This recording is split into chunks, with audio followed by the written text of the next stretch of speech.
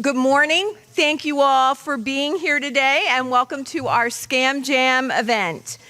As many of you know, there's a lot of familiar faces out in the crowd. I'm Kristin Phillips-Hill. I serve as the state senator representing Southern New York County in the Senate of Pennsylvania. It is a great honor. And this year, we are tackling one of the biggest emerging threats, and that is AI-powered scams. What you need to know: fraud affects people of every age and every background. It does not discriminate, but today what you're going to learn is how to take control. You're going to hear from people who see these scams up close, our law enforcement, investigators, consumer protection specialists, and my goodness, we've even had your county district attorney, Tim Barker, join us in this room here today. And it's going to be great because you are going to hear them share real stories, smart strategies, and tools that you can start using today to protect yourself. So whether you've dealt with a scam in the past or you simply want to stay ahead of the curve, this event is designed to strengthen your confidence and your defenses. So scammers, just like everybody else, they're getting smarter. They're getting even smarter with AI. But the good news is, so are we. So Scam Jam is just one of the ways that we stay sharp, we stay informed, and we stay connected as a community. First off, huge thank you to Chancellor Township for allowing us to use this magnificent facility and hosting us today, as well as to our partners from the Pennsylvania Department of Banking and Securities, the Pennsylvania State Police. We have Trooper Reynolds is with us today, District Attorney Tim Barker, York County Department of Aging, AARP, and MidPenn Legal Services. And it's really important that if you are scammed, you know exactly what to do. And sometimes that may involve legal counsel. So before we get started, I'd like to turn it over to Robert Hamilton. He is manager of MidPenn Legal Services in York, and have him offer a few words. Come on up, Robert.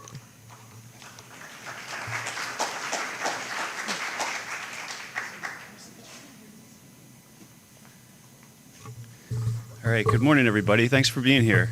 Can you hear me okay? Okay. No? All right. Better? Okay.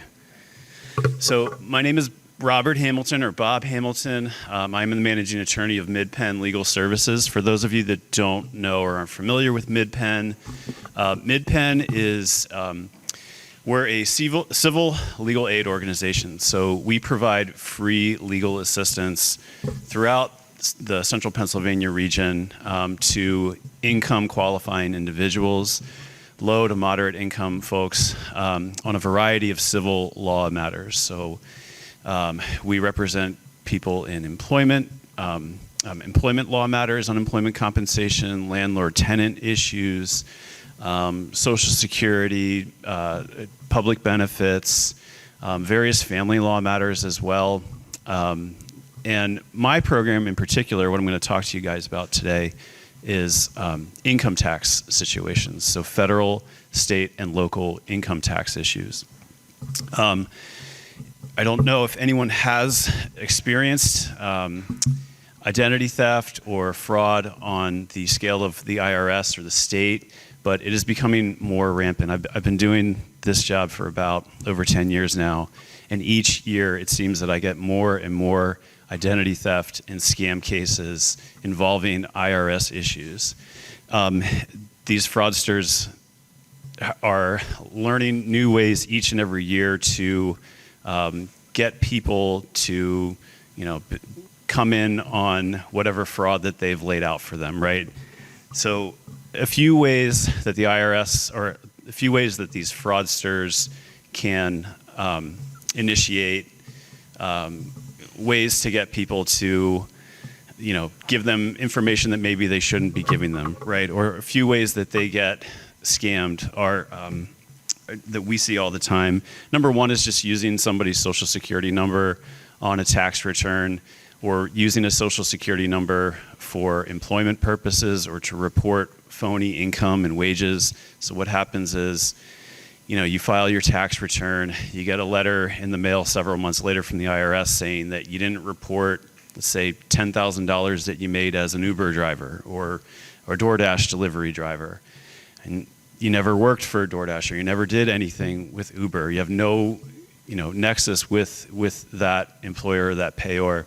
And so what has happened in those situations is somebody has obtained illegally a social security number and used it to report this fraudulent income. Another way is just using a social security number to claim somebody as a dependent on their tax return. So somebody goes to file their return and they can't do it, it's blocked, and it's because their social security number has been used by somebody else fraudulently to claim them as a dependent to increase their refunds. And so you have to file by mail, and it just opens up a whole host of issues after that. More and more, this is actually really common in the last few years, are what we would title romance scams. So you're connecting with somebody over the internet, maybe you talk to them on the phone, but a lot of it is just internet communication, and they're asking you to send them money or purchasing gift cards so that they can load money onto that card, and you send it to them and they need the money urgently. It's always an urgent issue, right? And then the last thing that we really see are what we call ghost preparers. So these are people who advertise, especially during tax season. They'll promise big tax refunds, right? They can get you maximize your tax refund.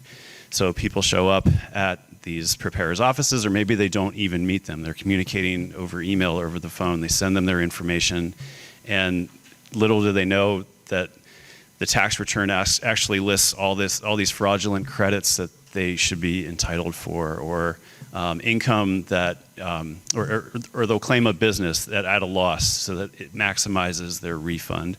And then when the IRS catches up with them several months later, they can't find the preparer. The preparer's gone, and there's no communication after the fact. So we see a lot of those cases, unfortunately. It's really important to be vigilant, to make sure that you're not giving out your personal information to anyone that you don't know, that you don't have a personal relationship with, or in the context of a business setting, if that's required to proceed with obtaining a loan, for example. The IRS does have a department that works identity theft cases. It's an identity protection specialized unit. We file claims with that unit a lot during the year. The unfortunate thing with regard to the investigation process is that right now it's taking over 620 days to resolve cases. So, people are in limbo during this entire time, waiting for a resolution, waiting for their records to get rectified, for the income to be taken off. So it can be very frustrating and time consuming on our end. So those are the issues that we see. The big takeaway is just never to really give out your information. Just be careful to who you're giving your information out to. I do have flyers in the back. This is for our low-income taxpayer clinic that I'm the manager of. We also have some pamphlets on other legal issues that we represent folks for. So feel free to stop by the table, come ask me questions, and thank you for having me. Thank you. Thank you so much, Bob. And Bob will be here with resources from MidPenn Legal Services. So when we're completed, if you need to talk to him, he will be here for you. Next up, I'm really thrilled to introduce a lady who has this really long title, which I think is Investment Education Coordinator. Her name is Katrina. And honestly, she needs a better title than that. At our Pennsylvania Department of Banking and Securities, it really should be like fraud buster or scam eliminator. But she is awesome. She is going to kick this all off. She's very dynamic. We had her at our last event, and we're so grateful that she decided to come back and join us here in Chelmsford Township. With that, Katrina, take it away.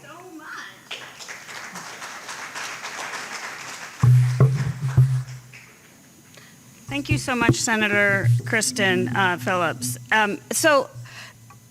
Actually, Bob covered so much. I think we can just, have a great day, and you guys can just go home and have the rest of the afternoon to yourselves. However, that's a joke. I want you to understand, before today, how many of you knew there was a Pennsylvania Department of Banking and Securities? Okay, a few of you. That is always so encouraging. We are the smallest cabinet-level state agency, and we regulate the finance industry. So we have about 150, 125 banks and credit unions that we charter. We license mortgage lenders, check cashers, pawn shops, car dealerships, money transmitters, debt management, debt settlement, a lot of other non-bank lenders. And we have more than 200,000 investment professionals registered with our department. So I hope that you can see that somewhere in your financial life, we have had an impact on a company that you have had a relationship with, because that's one of the things that I think is so vitally important. Pennsylvanians need to know where to go when they need help. So you're going to be provided with a ton of resources. Pull out your phones, take the pictures, you'll have them when you need them. And so the first actual, my clicker will work. There we go. The first actual thing I want you to consider taking a picture of is Governor Shapiro's office has created sort of a one-stop shop where Pennsylvanians can call 1-866-PA-COMPLAINTS, and that will provide them sort of a one-stop shop if you have an issue with an insurance company, your utility company, your physician, your whatever, the department, somebody that we regulate, insurance, all those things. You can call this number and you can get directed to the right place. Because how many times have you called a state agency and they said, "Oh, sorry, that's not our role," and they hang up, and you're left thinking, well, now what, right? So that's why Governor Shapiro created this. It's a great tool. So I want to go ahead and introduce our first presenter, Trooper Michael Reynolds. Let's welcome him. Here is the contact information that I have for him. He's going to bring his laptop. No? Oh, perfect. We're just going to connect him real quick.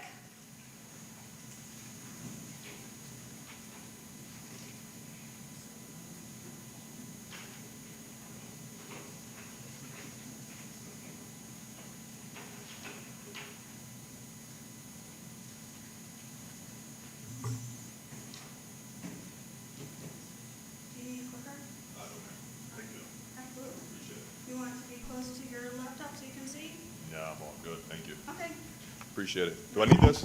Can you guys hear me if I speak without this mic, or do I need this mic? Okay, all right. Trooper Michael Reynolds, as previously stated, I've been a trooper in Pennsylvania State Police for approximately going on 9 years now. I cover Troop J, so that's York, Lancaster, and Chester County, and also a small part of Philadelphia. I go throughout the Commonwealth. I do things like this, right? I speak with the community and tell them, hey, these are things that are happening within our community, and here are ways to keep you safe. So I got about 20 minutes, so I'm kind of going to fly through this, but I'm going to make sure that you get the information that is crucial for you all, okay? And if you have any questions, I'll be glad to answer them at the end. So the overview, we're going to talk about common targets, common scams, who are these individuals that are committing these crimes, and what you can do to protect yourself, and what to do if you have been scammed. So the most vulnerable, right? So seniors and millennials. Millennials make up about 40% of the individuals who are scammed. Seniors 70 and older account for about 18%. I know that sounds crazy, right? You guys probably thought that seniors, you probably thought it was flipped. Anybody think it was flipped? Okay, so you thought seniors were the most vulnerable. Okay, no.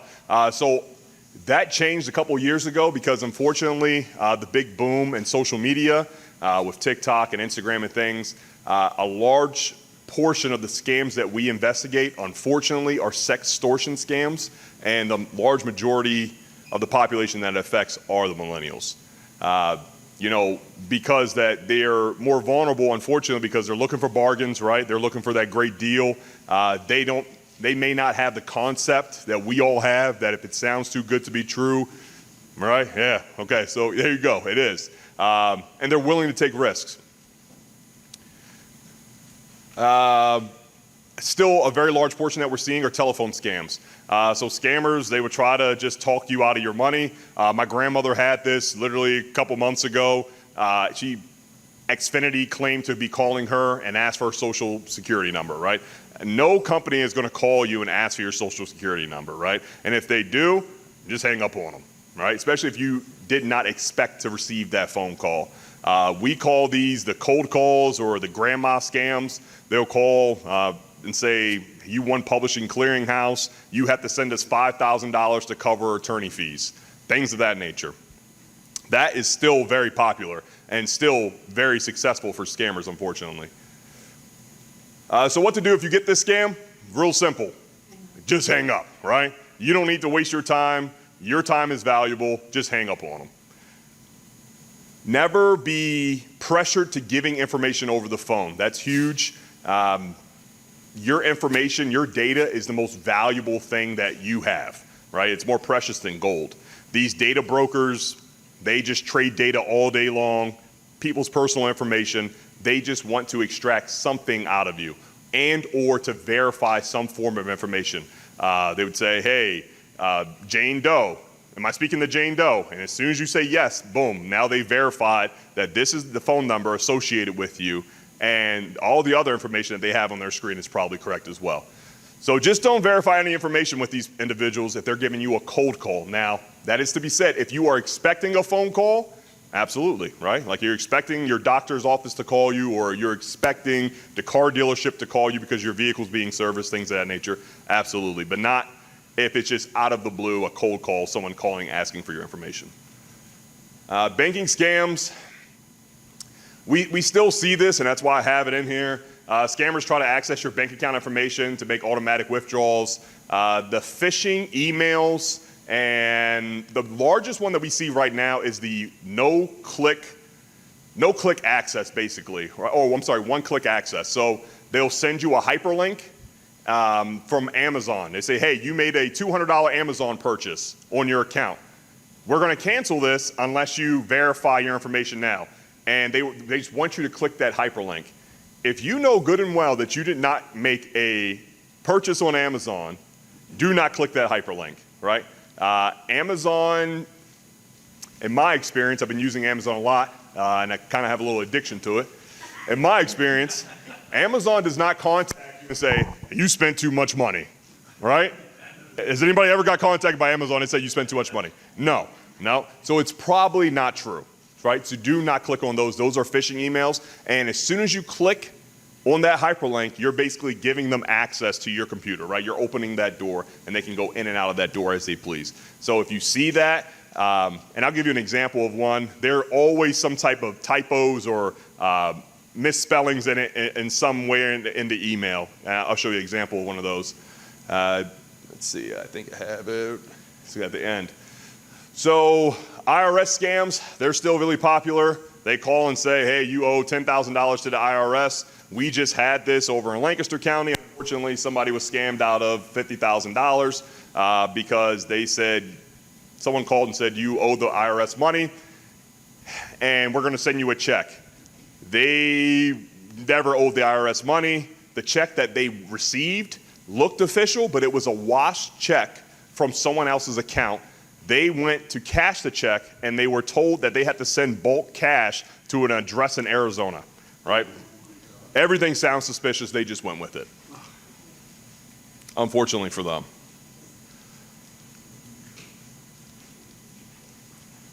Again, the email scams. Here's the example I was speaking of. I know it's kind of difficult for you to see up here, but at the very top, the from line, so who's sending you the email, it has Amazon, and then it has management, and then it has, it says Amazon, right? They missed the A in Amazon, Canada.ca, right? Well, why would Amazon being a US-based company, why would Amazon of Canada be contacting you? Just doesn't make sense. It's very generic. When you're looking at your emails, look to see if it's really generic. It's another way to tell if it's phishing or a scam. It says, dear client, Amazon knows good and well what your name is because you spent a lot of money with them, right? So they would say, hey, dear Michael Reynolds, right? It would have it up there. If you see something where It's immediately to confirm your identity, click the link below. Like they just want you to click this link. They're pressuring you to click this link. Do not click it, right? If you see any of these factors, I would recommend that you just delete the email and report it as phishing. All right, just don't even deal with it.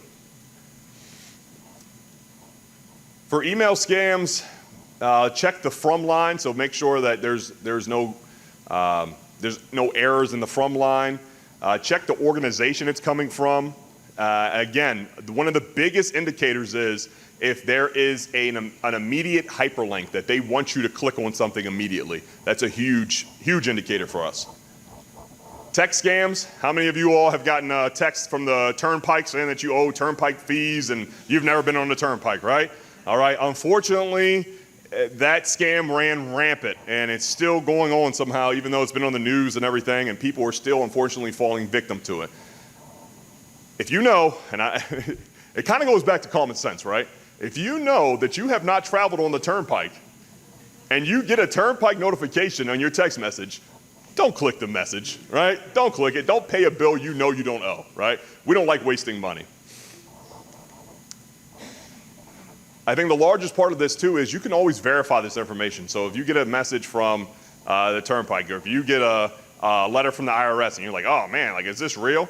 You could always contact the IRS yourself. You could always contact whoever is sending this yourself to verify this before you give information. Unfortunately, in today's world, everybody in society has to be an investigator, right? You have to be able to protect yourself and investigate, hey, is this real? You have to find that out before you even divulge any information, because we live in such a digital age. Charity scams, they were going around. We typically see those pop up around Christmas time. There's one notorious one. It's like the Fallen Police Officers Union Group, right? And they're always calling, and they always call a bunch of our troopers' phones, and we just stay on the phone with them for about an hour and a half. I like to waste scammers' time. That's just me personally. But they will say that they are here for, they're looking for donations for a fund. If you have a giving heart and you would like to give, all I ask is that you verify that they are an actual organization before you do so. Look them up on Google. Do a simple Google search. We'll see it on the roadways where around Christmas time again, we'll see people with just random Santa hats on with like a 5-gallon bucket that they just cut a hole in the top, right? And they're saying they're raising money for a basketball team. It's okay to be a good human being, but just be suspicious. Ask questions. If you want to donate, hey, what's the basketball team's name?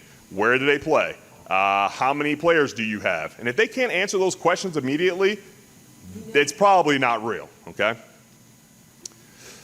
Lottery scams, we're not really seeing that a whole lot now because of all the online gambling. That kind of fell to the wayside.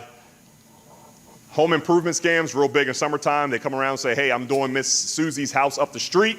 I'm doing her driveway. We're gonna do some blacktop, and I can bring that same blacktop over here since I'm in the neighborhood anyway, and I'll give you half off, right?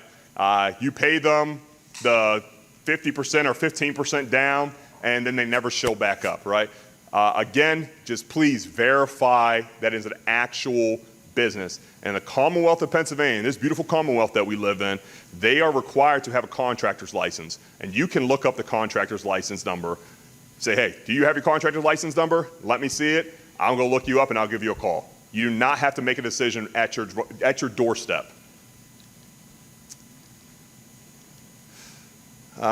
This is the biggest one. It kind of goes hand in hand with sextortion, relationship scams. My friend in the back here was speaking about it earlier. Here's how it starts. If you have social media and your social media account is public, it is not private. Everyone's social media should be private.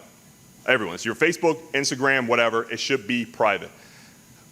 What happens is these scammers, they have all the time in the world, so they're seeking individuals with open Facebook, open accounts. What they do then is they build their persona, they build their profile based off what you like and what you have shared. Then they contact you. They say, oh, hey, we both like cats. Oh, we both attend church on Sunday. Oh, you like Fords? I like Fords too. They try to start a relationship then. They get into a relationship with you. One thing leads to another. At some point in time, they ask for funds. We've seen these scams I've personally investigated a scam, unfortunately, of this, where a lady who was 72 years old thought that she was in a relationship with a 32-year-old male who worked off of a offshore oil rig. His whole thing was he wanted to come see her. She wanted him to come see her, but he had to pay for every day that he was not working. And guess how much it was every day he wasn't working? $1,000. So he's like, hey, I want to come see you for a week. I don't have this money. Can you send me this money? How much is it? It's $1,000 a day that I don't work. She says, sure, no problem. But hey, don't send it to me in Cash App. Go to a Bitcoin locker and send it to me via there, right? So she's like, sure, whatever I can do to see my boo, right?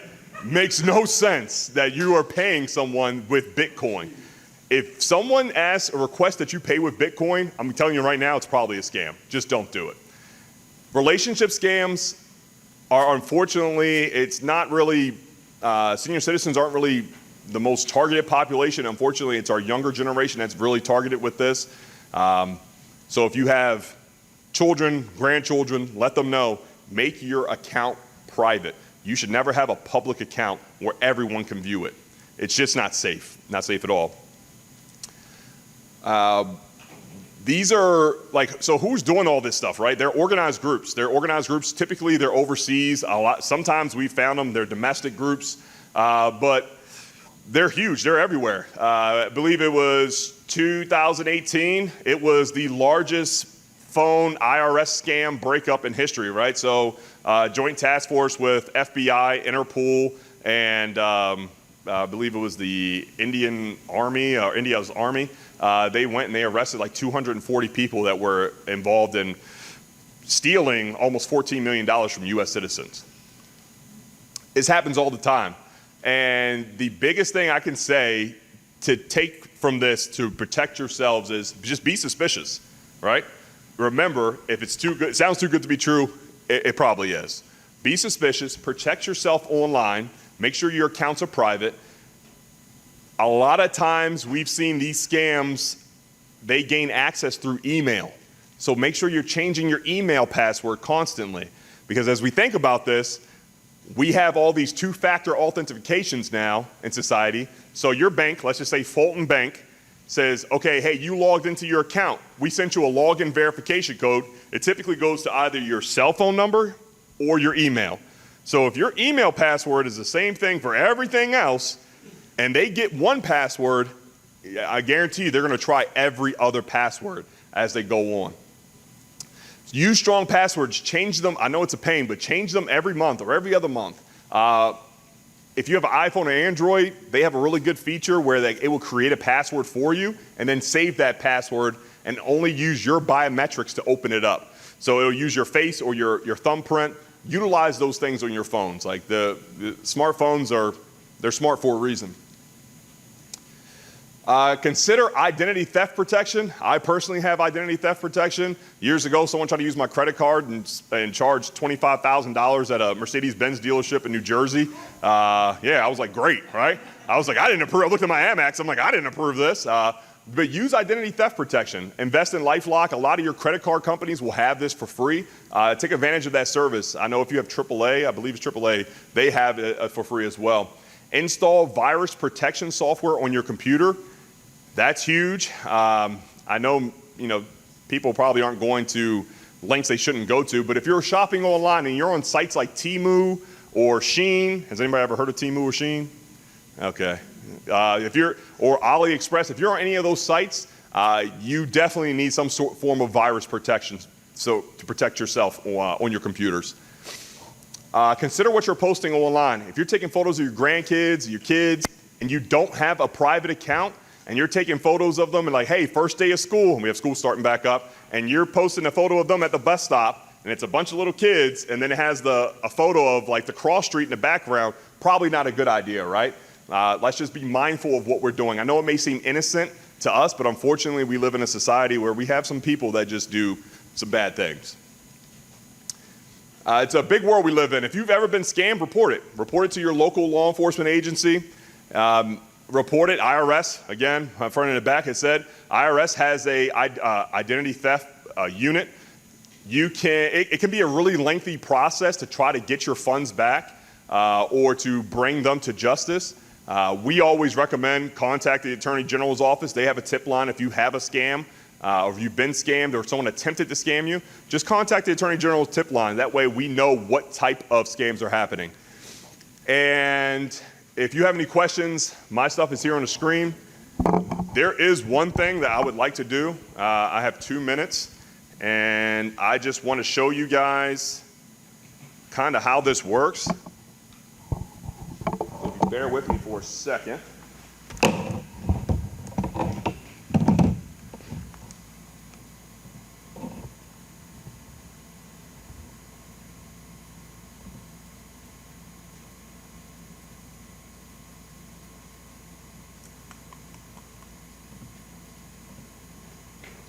Has anybody ever checked to see if their information is online? I know a lot of times we like to say the dark web, but a lot of times it's not the dark web. The dark web makes up a very small amount of the internet. But has anyone ever checked to see if their stuff was actually online? Anybody at all? I've used Google search. You use Google search? Yeah. Okay. And was your stuff online? Well, things that I participated in. Okay. All right, so this site is called Fast People Search. Fast People Search is a large umbrella of a lot of other data broker companies. If your stuff is on here, 9 times out of 10, it is on every other platform that they have under their umbrella. They own about 15 different other companies or sister companies. These companies will never tell you that we have your data, but what they do is they exchange your data with all other data brokers. If it's on one site, it's on the other sites. Here's the beautiful thing, right? Because of federal regulation, once you request that your information is removed from here, they have to subsequently remove it from all their other sites that they own. And it's about 14. Does any of this look familiar? That is me. That is you? Your address, everything? Yeah. Okay. So it's going to be every email that you've ever utilized, every place that you've ever lived in, every person that you've ever been attached to. It tries to compile a web of your whole family so that way it can collect more data on everybody, right? That site is fastpeoplesearch.com. Once you go to fastpeoplesearch.com, scroll all the way down to the bottom. You'll see in a very tiny wording, it says unsubscribe. You hit unsubscribe, you put your information in, and they send you an email saying, we have 14 days to remove you from our site. And then once you're removed, you will get another email, and then you'll be removed from all their sites. And again, it's probably about 14 different sites under their umbrella. All right? It's correct, .com. Sure. That's what the site looks like. It's fastpeoplesearch.com. Again, if your stuff is on here, it's probably on all their other sites as well. They have True People Finder, People Search, Find Me, Find I. There are other sites that they own, very quickly because I'm out of time, actually go through social media platforms and reverse search your face. So if you have a public profile, they can drop a picture of you into Google and then find you and find where you live, all your social media platforms. Some sites are paid, some are unpaid. The paid ones are really good, but please, I urge you to remove yourself from these sites. That's fastpeoplesearch.com. Yeah, I don't know what you know. So, yes. Where is a lot of this data and information stored at that they're using? That's a great question. I didn't answer. I have no idea. I'm not sure what physical server that they're keeping it on. I don't know. Yeah, it's being gathered. Correct. So, somewhere along the line then, they have to be gaining the information through whatever source. Oh, so where are they gaining information? And they're gaining it, that it is being stored somewhere Yeah. that they are using now. Okay, so to answer where they're gaining the information, we are giving it to them freely, right? So anytime you have your cell phone, when you download a new application, you enable permissions that application utilize your microphones, your camera, access to your photos, your name. Like we are freely giving these companies our information. Subsequently, that information has been sold to other companies. It's kind of like if you bought a car within the last 5 years. I bought a truck a couple years ago, and the last form I had to sign was a data information release to say, hey, we want to sell your data? Do you authorize us to sell your data? And typically, when I sign stuff, when we also do a true rush, more acceptable, I'm like, sign, get out of here, right? But for this one, I saw it and I was like, ooh, rip that up. Absolutely not. But we are freely giving that data. Now, where that data is stored from there, I wouldn't be able to tell you. I mean, they say the cloud, right? And whatever that is. Yeah, the cloud does have a location. The cloud does have location. Absolutely. It has to have a physical server. Where that physical server is, I don't know. I have time for one question, I believe. Yep. Next time. Yes, I heard that instead of Google search, it's safer to go DuckDuckGo if you're looking for information. And do you have any feedback on that? I am not educated enough in what DuckDuckGo is. DuckDuckGo is another search engine like Google, anyway, it is another search engine. It is considered private. And they supposedly don't track what you search. Yep. It's not. That's good to know. Yeah. Yep. Oh, yeah. That I believe. Oh, yeah, well, we do that with our cell phones. So our cell phones, like, as they're listening to us, we have devices in our home, like Alexa, Google, whatever. So we're having a conversation right now. Miss Wida and I are having a conversation. I'm like, hey, I really want to get these new Nikes, right? I guarantee when I get back in my car, if I fire up social media, those Nikes are going to be on there, right? Seriously. But we are giving them permission to do that. So all I can advise you is to protect yourself, and that's why keep your social media platforms private. Remove yourselves from websites like that, and just stay vigilant. Because artificial intelligence is something that has grown by leaps and bounds over the years. So we need to understand it, right? All right, so what is artificial intelligence? The dictionary defines it as the ability for a machine to imitate intelligent human behavior. It gives them the ability to learn. It kind of gives them emotion and understanding, and it grows by leaps and bounds on a crazy busy pace. So, how many of us have used Hey Siri or Hey Alexa? Okay. My grandson loves to say, Hey Alexa, tell me a fart joke. But anyway, how many of us use ChatGPT? Yeah. What about facial recognition? The trooper mentioned facial recognition. We all use it, right? And finally, autocorrect. Autocorrect has been around for as long as I can remember. How many of us use that? I certainly do. Those are all forms of artificial intelligence. Scary. It's been around a long time, right? So what can we do? So let's talk about a deep fake. That's a video, or it's where they take someone's face, someone's voice. They can make a video. They can use pictures. It's crazy. There was a person, you can't really see it very well here, but there was a woman who lost $850,000 thinking Brad Pitt was in the hospital and she was helping him. There were video chats. There was a lot of information that made her believe it was legitimate. $850,000.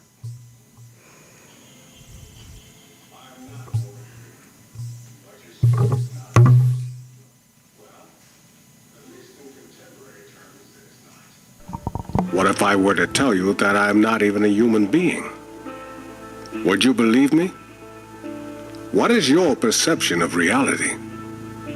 Is it the ability to capture, process, and make sense of the information our senses receive? If you can see, hear, taste, or smell something, does that make it real? Or is it simply the ability to feel?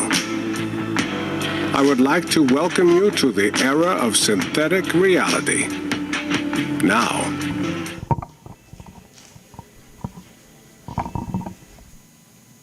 Morgan Freeman has one of the most recognizable faces and voices, right?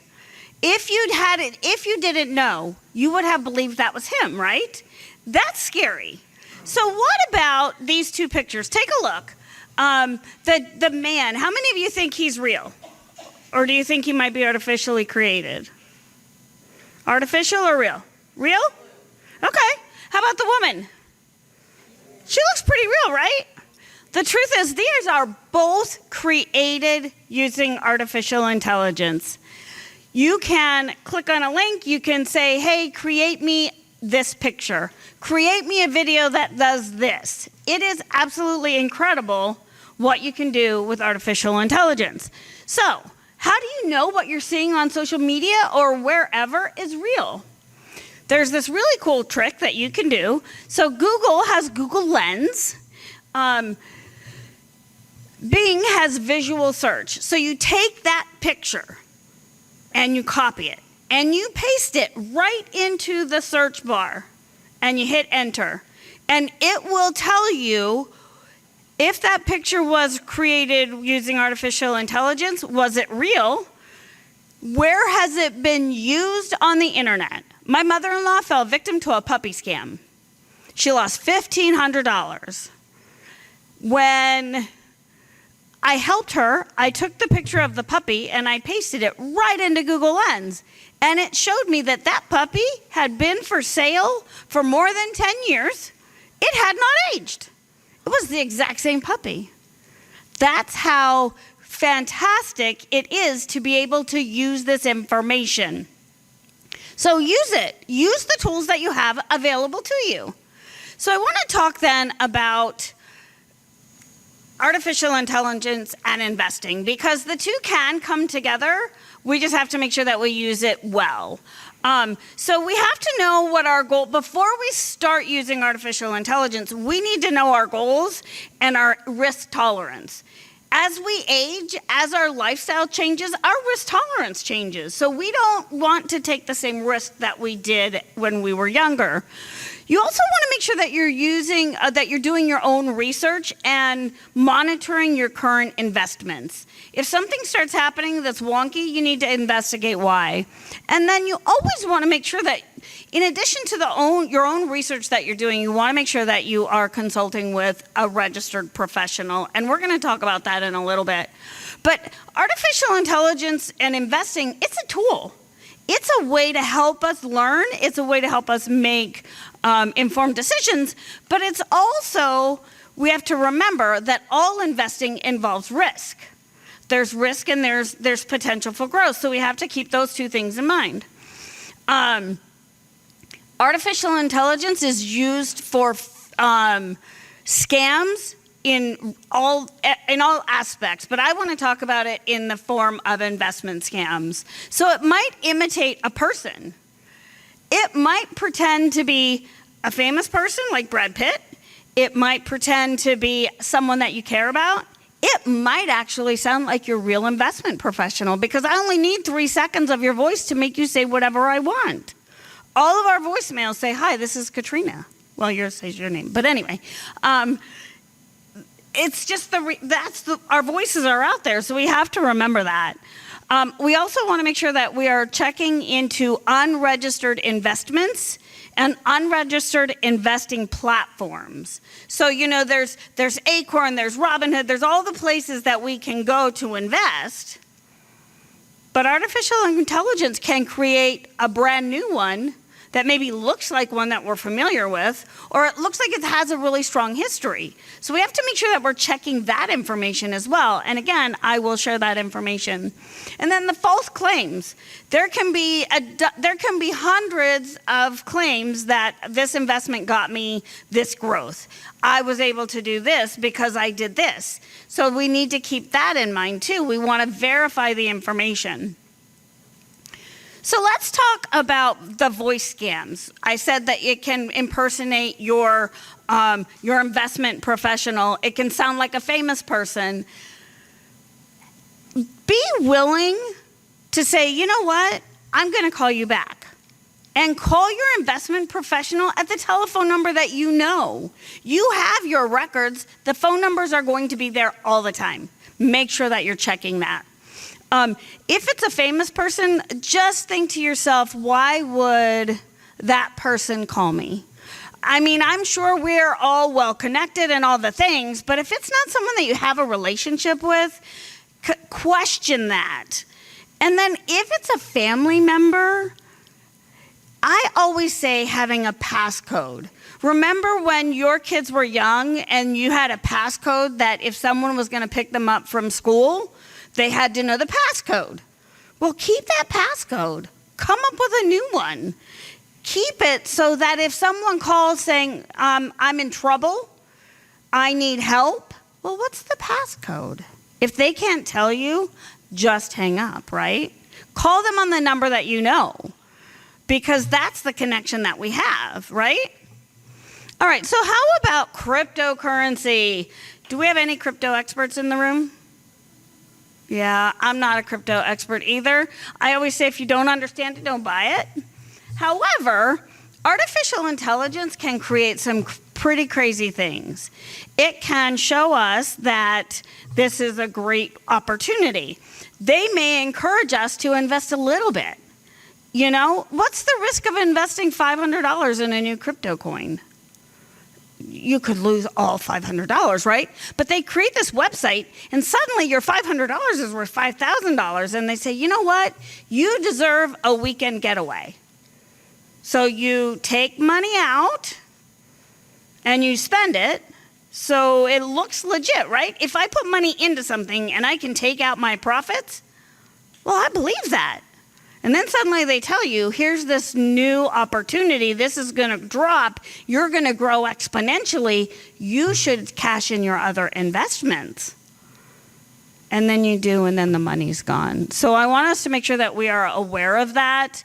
And then if you fall victim to it, you may, if you're trying to get your money back out, they're going to tell you have to pay a fee.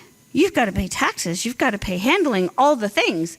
All of those things can come out of what I'm pulling, right? So that doesn't make any sense. And then suddenly they're all gone. So what are the red flags? A public figure promoting an investment opportunity. You don't see that. Bernie Madoff was, at one time, a registered professional. He went sideways, right? He touted his abilities. If the person is telling you to invest, but you can't meet face to face with them. And we used to say you can't see them. But here's the thing, AI is getting so much better that they can have artificial intelligence video calls. That scares me. So that we always say unusual lip or body movements or strange phasing, but artificial intelligence is getting better every day, and that's not even something that's accurate. So we need to keep that in mind. But unexpected phone calls or messages is a big one. I sometimes get these random messages that say, can we still have dinner tonight? Well, that's a wrong number, but it's probably a scammer who wants to interact with me. He'll introduce me to the crypto thing, and it goes sideways from there. So we want to make sure that we keep that in mind. And then fake websites and brand new websites, again, go to the websites that we know, and we want to verify the information. So general investment red flags, high risk, guaranteed no return, no loss, and no risk.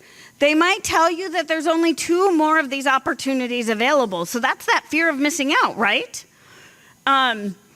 Pressure to buy. You have to do this today because this is going to go viral. And then maybe they can't answer your questions. So keep that in mind. The reality is that there are billions of dollars lost in the U.S. every year to online fraud. In 2024, it was $16 billion. That was 33% more than it was just the year before. And we believe that all of these things are highly underreported. So imagine what the losses truly are. People over the age of 60 reported losing the highest amounts of money and the highest number of complaints. But young people fall victim more often. Maybe they try to buy that pair of shoes online for a discount. Instead of $150, it's $50. That's where young people are falling victim. So I think the numbers are a little bit skewed, but that does come from the Federal Trade Commission. So what can we do? I want us to do homework, right? we got to protect ourselves. We have to do the research. Make sure that we're looking at relative news agencies and websites. Learn how to identify artificial intelligence. We talked about that in the Google Lens portion. But we want to make sure that we research whatever offerings we're considering. Someone tells you about an investment opportunity. Did you know that you could go to the Securities and Exchange Commission's website, go into the Edgar database, and find out all the information that you need to make an informed decision about if you want to invest in that thing? That's pretty incredible, right? It's a huge database. All registered investments are there. Even if I have an investment opportunity that is considered,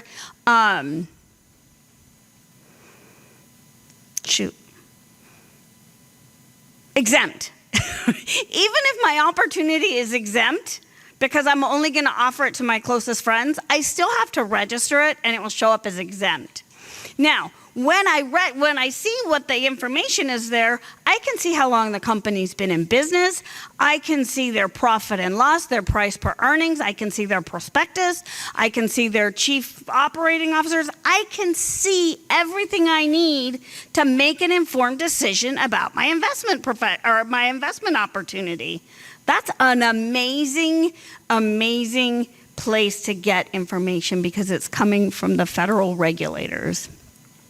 The other thing we can do, is investigate our broker, our financial professional. You can go to brokercheck.finra.org, type in their name, and you can see how long they've been doing how long they've been doing their financial investment work. You can see if they're registered in Pennsylvania or any other state or jurisdiction. You can see if they've had actions taken against them. And you can see if they've had complaints filed.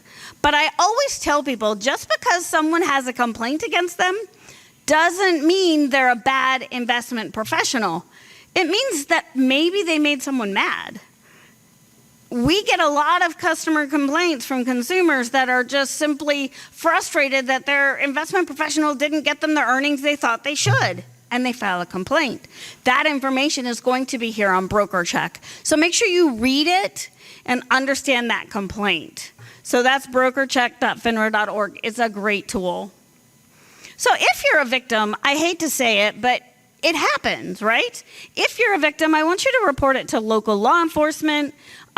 For this area, it's the Pennsylvania State Police. If you have a local law enforcement, you can reach out to them. Dialing 911, if you're not sure, they're not going to be mad at you if you're a victim, right? They're going to transfer you to the right place. So that's always an option. If it's an investment scam, Pennsylvania Department of Banking and Securities is a great resource. We have staff that investigate that kind of stuff. They're professionals at looking at all the things to help determine what's going on. And the Pennsylvania Attorney General's office is another place that needs to know at the state level about all the frauds and scams that are happening.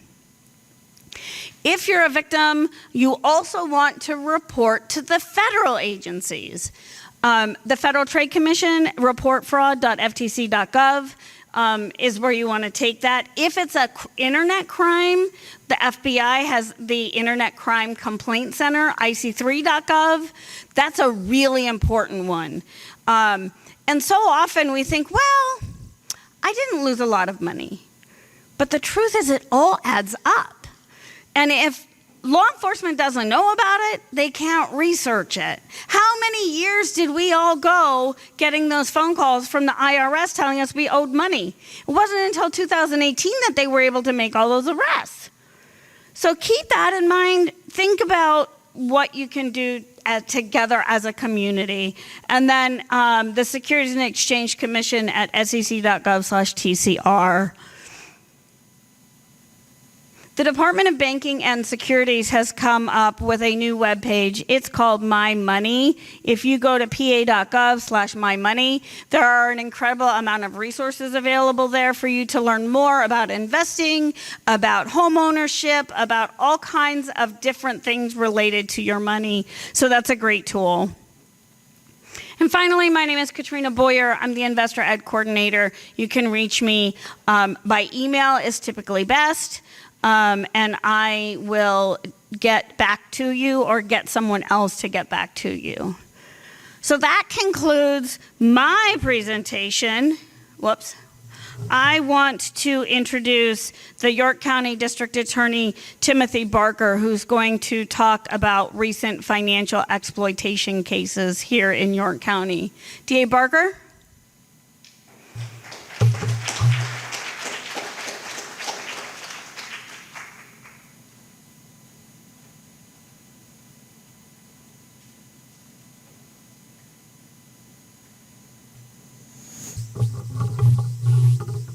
I think, was the handheld turned on, or were you using the podium mic?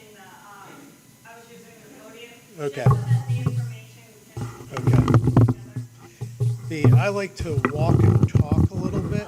So, use the other one? Okay.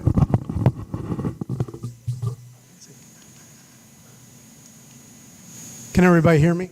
Okay. And I have if you're wondering why I'm looking at my phone a little bit, I put my notes on my phone so it was easier to go ahead and walk and talk and do a couple things. So I'm Tim Barker, and I'm our DA.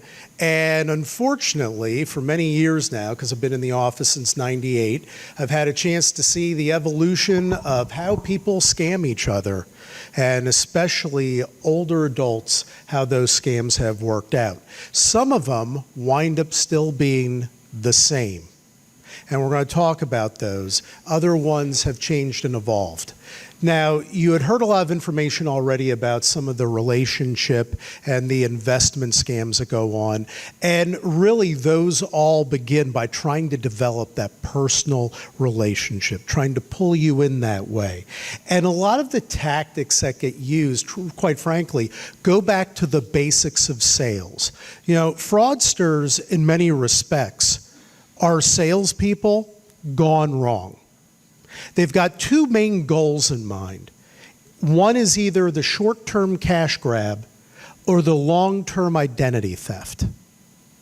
And the scarier one, believe it or not, is the long-term identity theft.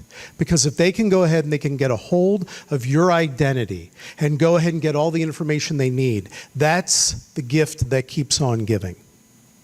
And so how do they go ahead and do it? Well, when we talk about a sales type relationship, a lot of it is through using tactics of either those personal type relationships like you've heard about with the dating and the investment, utilizing all those aspects to make you feel like that there is a personal type of investment that occurs. But then there's other ones that will come up, and those are associated with pressure. And I'm going to talk to you a little bit more about some of them that involve pressure. The one that we hear a lot about is the official government response ones. And you've heard about the IRS and the Turnpike. And by the way, the Turnpike, the phone number, because I got those texts too, the great thing about that phone number, that was an international phone number. It was funneled through the Philippines. Philippines gets used a lot as an international number where they're going to go ahead and they're going to funnel stuff through. When you go ahead and you use these international numbers, it makes it very, very difficult to go ahead and track down, because now you're dealing with other nations. You're dealing with individuals that know how to hide. We had a huge problem with other countries. There was a wave from a few different Asian countries that had worked on some investment scams that had come about. There were syndicates that we know that we've seen that have existed through Europe, through you name it, South America, Africa. Pick a country, pick a time, pick a location, and they figure out how they're going to go ahead and set it up to funnel it through, because they know how difficult it is to go internationally to track down the original fraudsters. And the more availability that you have internationally through internet, that you have through the use of modern technology, the easier it becomes. So with the Turnpike scam, yeah, they were utilizing a Philippines phone number. Now, they sent it out mass send out. And that's part of the goal of these scams. Because what is it's like the concept of franchising. We're going to go ahead and send it out, and hey, 95% may not bite, but 5% will. And for the cheap cost of what it was to send out that text, we're going to go ahead and we're going to make money. And from the 5%, we're going to make enough money that it justified the scam, and they're not going to be able to track us. Well, there are other types of ones that come from the government. You may have heard about the IRS ones too. They're talking about that, but I want to mention about some locally that we wound up getting. There was a big-time jury duty failure to appear scam that was going on. And where people were being told, you've failed to appear for jury duty, there is a warrant out for your arrest, and you need to go ahead and settle for the following figure. Okay, again, 1998. What do you think the total is of the amount of warrants for someone's arrest that have been issued in the last 28 years for failure to appear for jury duty? That would be correct. It's 0. So most people are like, you kidding me? Shrug it off. We got a call from a victim who, because they weren't sure, they couldn't remember if they had received a subpoena or not, and because the way they expressed it sounded real, the sales pitch, they paid the first time. And then the people came back again. And it was when they came back again that the call came into our office. And that is a common aspect. No warrants have ever been issued, and no one from the Sheriff's Department is ever going to call you up on the phone and say, settle a warrant this way, go ahead and settle money this way. The same thing happens if with any kind of thing that they claim there's a warrant out for your arrest, or there's something to go ahead and settle. Some aspect from an MDJ warrant, something like that, no. It does not occur over the telephone in that way. And the Sheriff's Department, they send out alerts to let you know when they are being wrongfully used to go ahead and try to work these scams. We saw them with failure to pay traffic ticket fines, failure to appear in court for any reason. This isn't how it works. You don't get a phone call saying, settle a debt. If we really have a warrant out for your arrest for failing to appear for something, you're going to know because they're coming for you. And you will get a personal invitation to come somewhere. Now, there are such things as ability to pay field warrants and stuff if the constable has you on a cost and fine warrant stuff, but that's all in-person official processing, things like that to go ahead and take care of official business. It is not a phone call. It is not an email.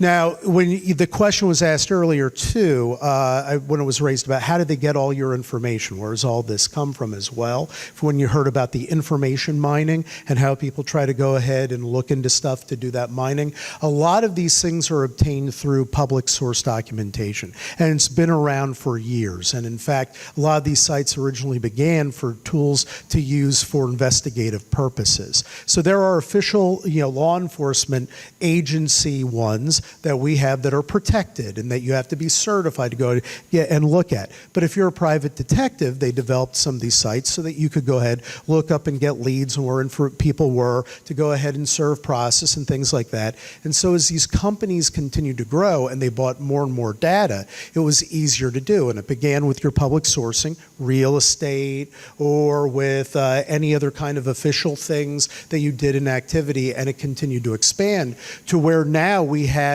last year, the Pennsylvania Supreme Court found that you had no legitimate expectation of privacy in what was called geofencing. It's basically the location aspect of where Google, if it was automatically hitting the internet and it was being stored in their cloud server, they held that you had no expectation of privacy in that information because Google lets you know they sell your info.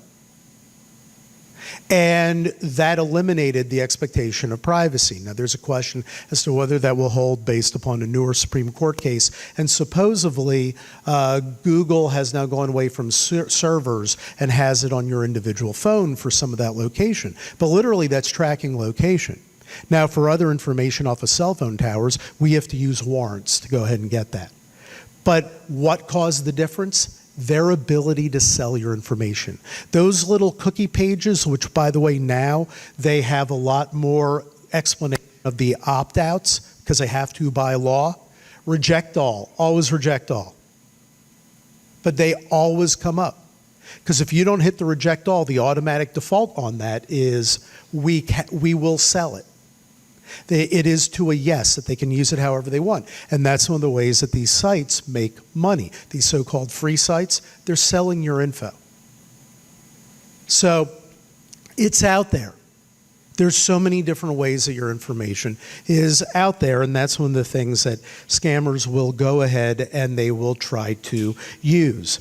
But again, anything that is coming from the government, anything that is meant to be official, it's going to come to you through official process or some other way. So, I want to talk about a couple more. I've got only 5 minutes left here, so I'll just talk about quickly a couple more. One, contractor scams. The contractor scams still exist and still go on. Please research your contractors. If somebody is offering you something that is too good to be true in terms of some contracting, it is. You can research them, but there are individuals that at one point in time have been legitimate contractors that had fallen into, through getting over their skis, they start robbing Peter to pay Paul. And they just keep getting more and more and more and more customers.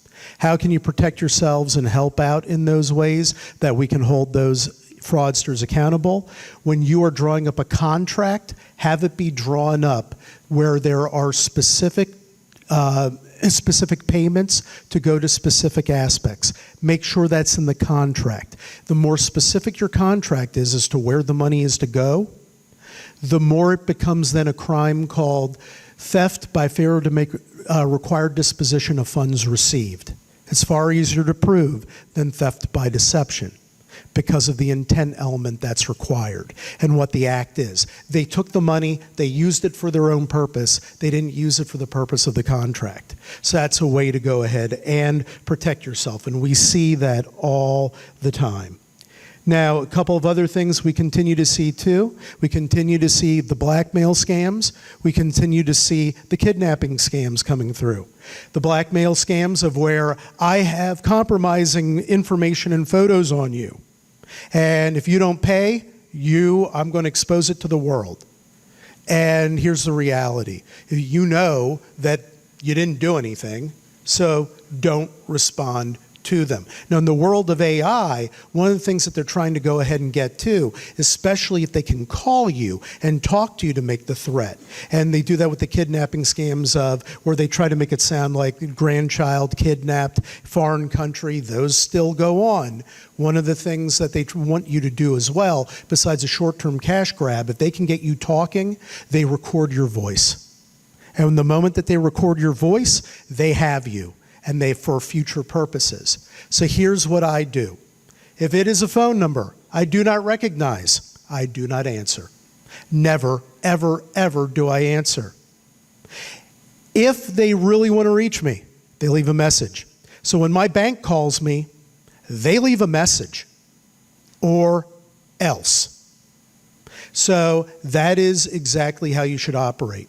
When you're getting those click-on email scams, and I know you saw with the Amazon, two of the most popular ones right now, PayPal and Geek Squad. They're trying to get you to believe you have a phony contract with them or made a false payment. You didn't. Delete it. And by the way, if you ever take a look at those email addresses, LucyLovesJohn.com is not something that's an official from PayPal or official from Geek Squad.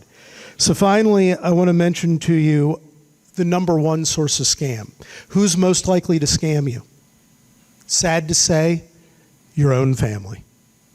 Your own family is always your biggest source of where it may be scammed. Not the lottery scammers who do exist, and we actually had somebody that they got their hooks into here in York and got them to go ahead and do some gift cards and things like that. It's family. And it's sad to say. I am the POA for my mom. My mom's 86. We have documents set up like crazy to protect her. Does she need protection from me and from my wife? No. But should she have protection from anyone?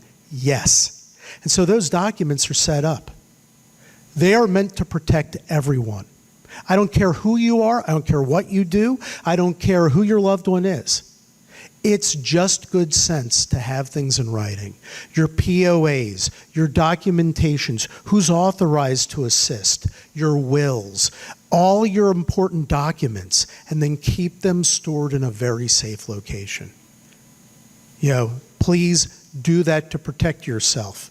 The number one source of scamming in York County is a relative on a relative, and most frequently, a POA. So that's just some quick hitters that we wind up having here in York. They are real. It's not everywhere every day, but they are real, they happen, and when they do, they're harmful. And one final comment too about the shame aspect that you've heard said about shame makes people not report it. There is no shame. There are so many victims out there, and the reason why, especially for older populations, that older populations become victims are because we're a trusting people, and we're good people, and we believe in the better part of humanity. Don't lose that, and you don't need to. You just do subtle things to protect yourself. Don't answer the phone. Delete, delete, delete on those emails and areas that you don't know. And make sure your documents are solid. You do a few of those simple things, you are 99% of the way home. So with that, thank you, everybody.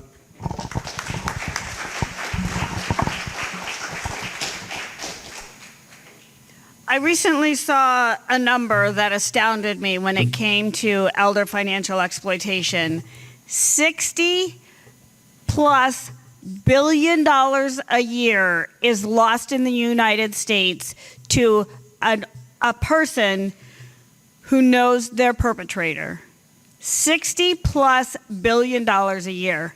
That absolutely, and the problem is that they think it's wildly underreported, closer to double that.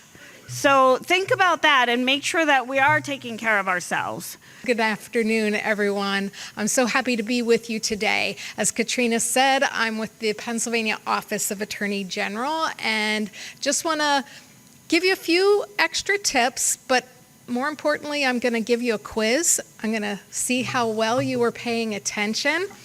Before I do that, though, if you didn't grab a bag from my table, please do. There's some literature and some free goodies in there. One of the things that's in there is a gel pen. Now, I'm showing you just because when you depress it and it pops up, it has like a little orangish red dot on it. That's to keep the gel from drying up. So you're just going to need to take your thumbnail and scrape that off, and then it'll work. So if you open it, if you already tried it and you're like, this doesn't work, that's why. I promise, brand new, hot off the presses. Okay, so we use an acronym at the Attorney General's office, SCAMS here, and it's a way to help us remember some pointers that every single presenter today has talked about. Sudden contact, it's that call, the text, the email, the Facebook message that comes out of the blue. You're just not expecting this contact, and it's usually fraught with some kind of emotion. Act now, that sense of urgency, whatever it is, whether it's an opportunity to get a great sales price, or it's, you're going to lose all your money in your bank account if you don't give us your account information so we can protect it. There's this sense of urgency that you have to act now. Legitimate businesses will always give us time to make those informed decisions. Money or information needed. If you're getting a phone call and it's a sudden, unexpected call and they're asking you for information like your date of birth, your social security number, a bank account number, a credit card number, hang up. You've heard that multiple times. And then the last tip is secret. if someone is telling you, don't tell your family about this, let's just keep it between us. If you tell too many people, then they're going to get the deal first and you're going to miss out. They're going to try and talk you out of it. So just keep it between us. That is the biggest red flag of all, right? If they're telling you, don't tell, hang up. So I told you I was going to give you a quiz. The first question, I bet you we're going to get really quickly. What technology uses the following features? It enhances scams. It can correct spelling and grammar. It can create reports and scripts and articles. It can copy images, voice tracks, and it can alter video files and voiceovers. AI, you're absolutely right. I did have like a little clue built in just in case we didn't get it, but you didn't need the clue. It's absolutely AI. You know, AI is, there's some really great parts about AI, and when we use it for good, it can really be a helpful tool. But unfortunately, our scammers and fraudsters know how to use it against us. So we used to always spend a lot of time talking about the spelling and grammar errors. The trooper mentioned and showed you an example this morning. Well, AI can clean all that stuff up. And so some of those hallmarks that we have continued to look for may or may not be there. Katrina showed you the Morgan Freeman deep fake video this morning. Older videos, we used to talk about look and see at the texture of their skin, or like if they have extra fingers on their hands or things like that. And that is true with the older AI technology, but it is advancing every single day. And so sometimes a picture's worth 1,000 words, and sometimes pictures aren't worth the time it takes to look at it, right? We got to be careful because technology can be used against us. I don't know that we've really talked too much about this, but the piece about scams that I think is just so hard for folks to understand or to move past is the fact that scams work because scammers use emotional triggers against us.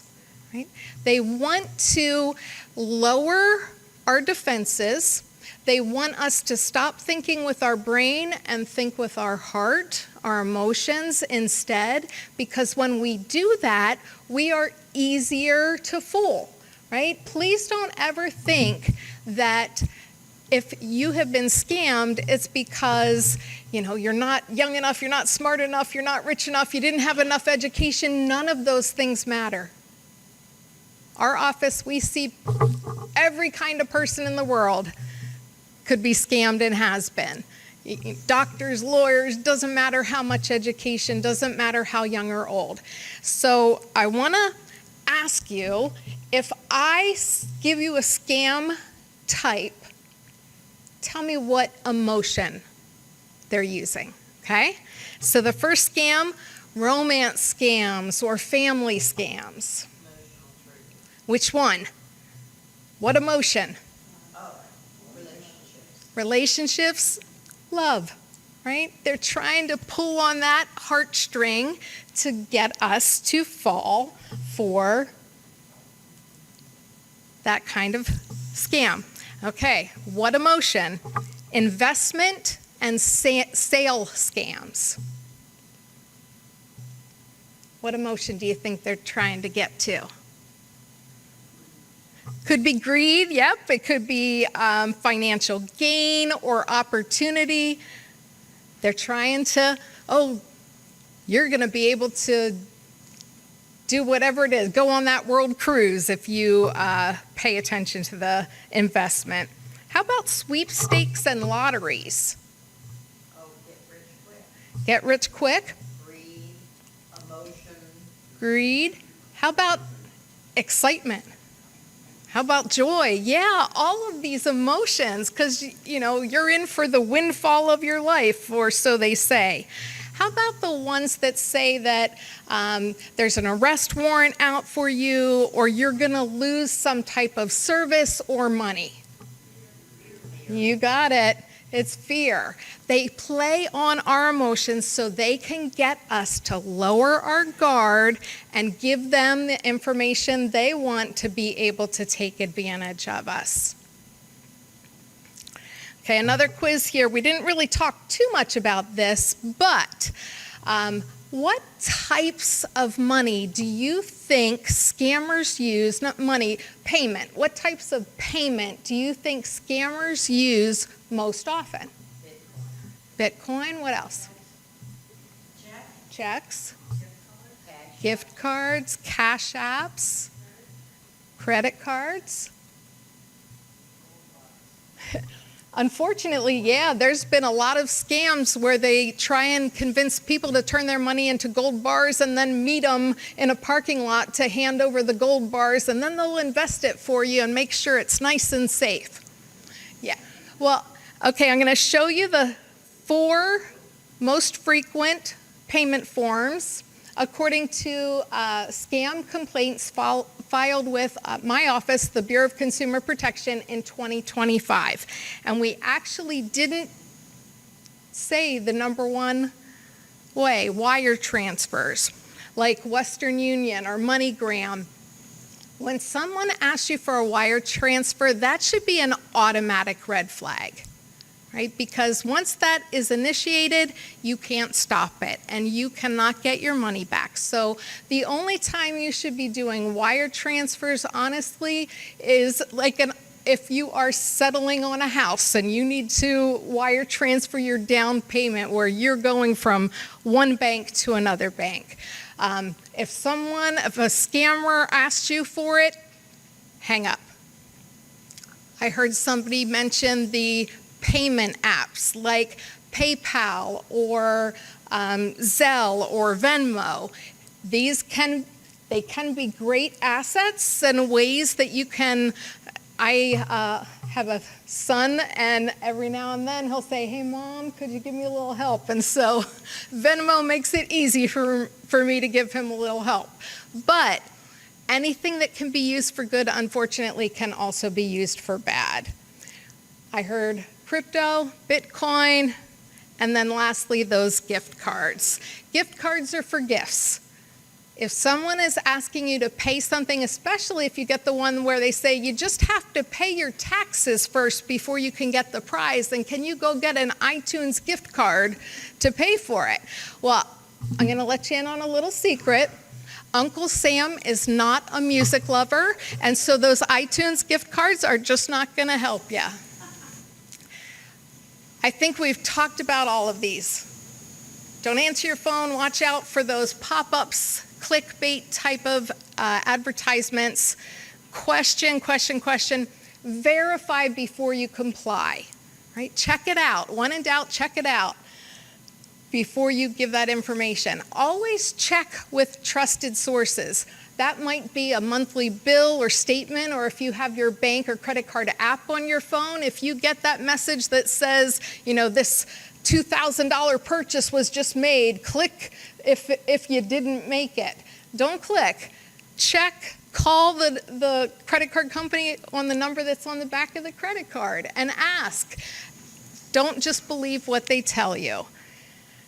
So lastly, we've talked about this reporting. Some credit card companies and businesses will require a police report if you say that you have been scammed. Others don't require that, but some do. So it's always important that you file with your local police, which I believe, Katrina, you said state police here. I've also given you ways to report to the FBI and the Federal Trade Commission. And then we also ask that you report it to us. And I put some little QR codes here to make it easier. Whether you were scammed or not, even if you didn't lose any money or fall for the scam, please let us know, because we track that. We want to make sure we know what scams are where so that we can advise local police that this is going on in your area. We also put out scam alerts, and if you sign up for our alerts, you'll get an alert that says, hey, this scam is happening in your area, be careful. All right. Did I do it? Woohoo! All right, so I would like to introduce Patricia White, who's the Aging Care Management Supervisor from the York County Area Agency on Aging. And what we found is that after we hear about all these things, especially when we hear about that financial exploitation, it's helpful to have someone come in and explain what happens if they decide, if the AAA has to reach out to you. So, Patricia?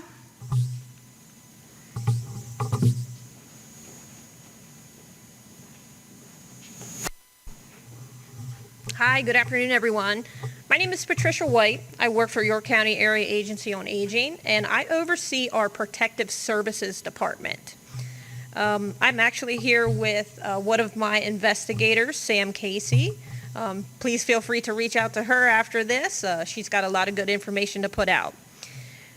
Protective Services serves older adults in our York County, ages 60 and above.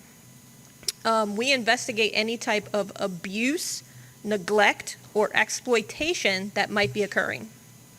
Our program's goal is to support the older adults, maintaining their safety, independence, and quality of life. We at York County are a 24/7, 365-day operation. You will speak to a live person when you call us, even if it's at 2 a.m.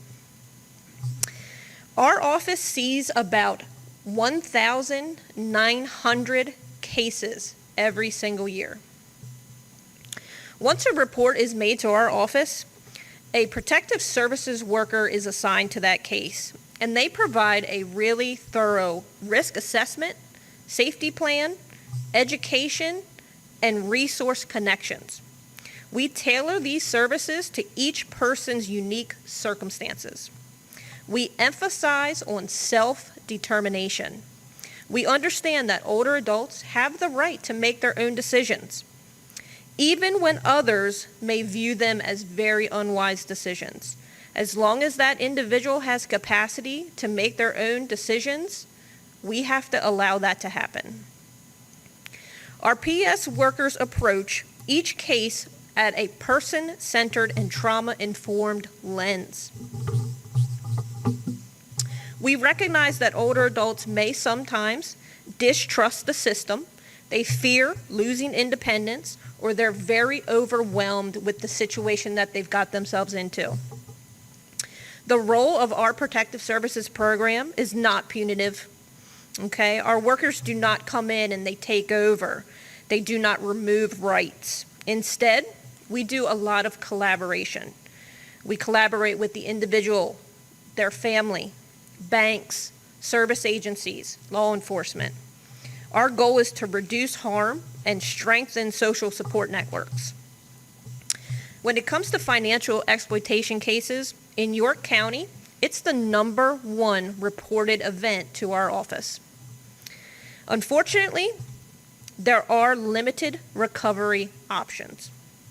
Financial exploitation via scams often leaves very few avenues to reclaim lost money.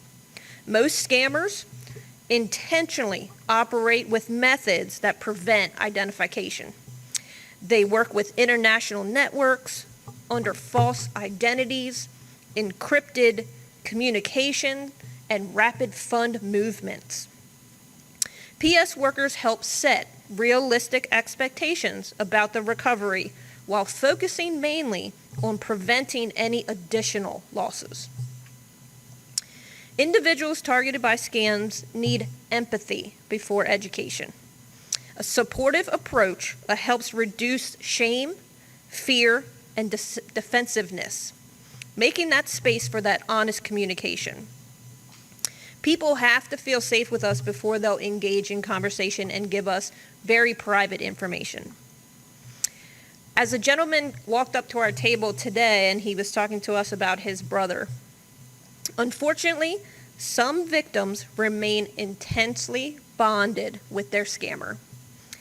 They are so into their fabricated personality and narrative that they may view the scammer as a romantic partner, a trusted friend, or an authority figure.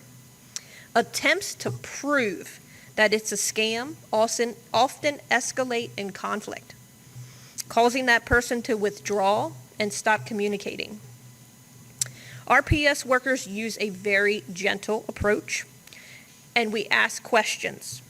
We reflective listening skills, and we gradually explore the situation rather than direct. This avoids confrontation, allowing the individuals the right to give us the insight at their own pace. Vulnerability is shaped by many factors, such as isolation, trust in authority, grief, changes in financial statuses, or unmet emotional needs. Scammers, they're smart. They exploit these universal human emotions. Financial exploitation crosses all demographics. Just like our last presenter said, doesn't matter the age, the gender, the race, the resources. It could happen to you. Once trust is established, we help get the individuals to take steps to close things like compromised accounts. We help with altering passwords, reviewing suspicious transactions, and connecting them to their fraud departments. These steps help the individuals gain a self-control and prevent further financial exploitation from happening. The core purpose of the Protective Services investigation and intervention in fraud cases is to empower, not to shame or dictate. Workers help individuals rebuild confidence, understand what occurred, and learn strategies for future protection. Ultimately, our work in protective services is rooted in dignity, respect, and partnerships. While we cannot undo what has already occurred, we can stand beside these individuals as they navigate this emotional and financial fallout. By listening without judgment, offering support grounded in compassion, and empowering adults to reclaim control, we can transform those moments of crisis into opportunities for safety, understanding, and renewed confidence. Our presence may not erase the harm, but it ensures that no one has to face this aftermath alone, and that is the heart of Protective Services. Thank you.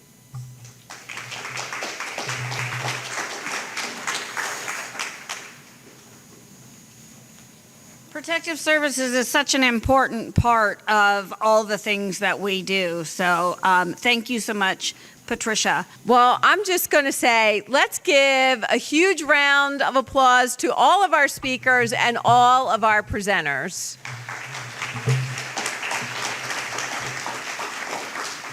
I have to say, I have done a lot of legislating in this space, right? So I speak with these people, I talk to law enforcement, I learn something new, I've passed bills into law that have increased the penalties for credit card skimming.